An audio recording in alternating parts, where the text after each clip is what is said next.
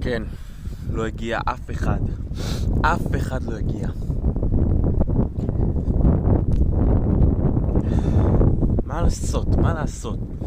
להישבר? היי, אני חוסך 100,000 שקל בחצי שנה בשביל לחצות את כל העולם ברגל.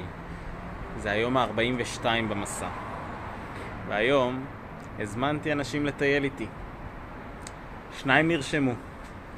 אף אחד לא הגיע. להישבר? או לנצל את ההזדמנות ויש לי עכשיו יום פנוי. במקום לעבוד, במקום להיות במרוץ, לעצור, להסתכל על הנוף,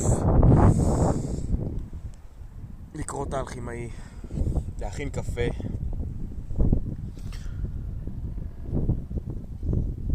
לא פשוט.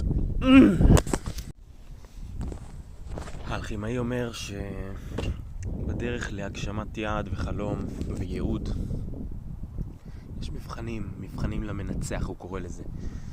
לראות אם אתה באמת נצמד לחלום שלך או לא.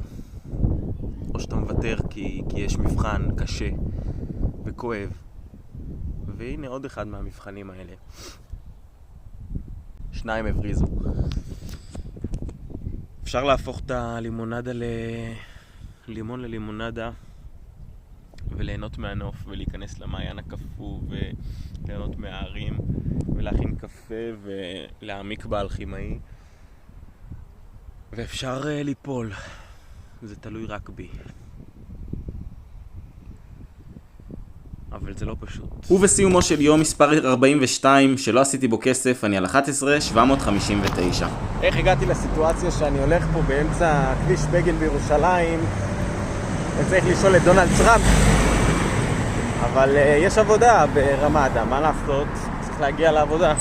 יש כסף לעשות, יש אתגר לעמוד אז בו. כן, היום דונלד טראמפ מגיע לבקר וכל החטופים האחרונים שבחיים משתחררים. זה פשוט יום מטורף בכל היבט אפשרי. מלון רמאדה, ממש פה אני עובד, הולך בכביש בגין ברגל, בדרך לעבודה. יש יעד, 100,000, זוכרים? וכך, אחרי ימי חג שני של סוכות, אני על רווח של 12,499 שקלים.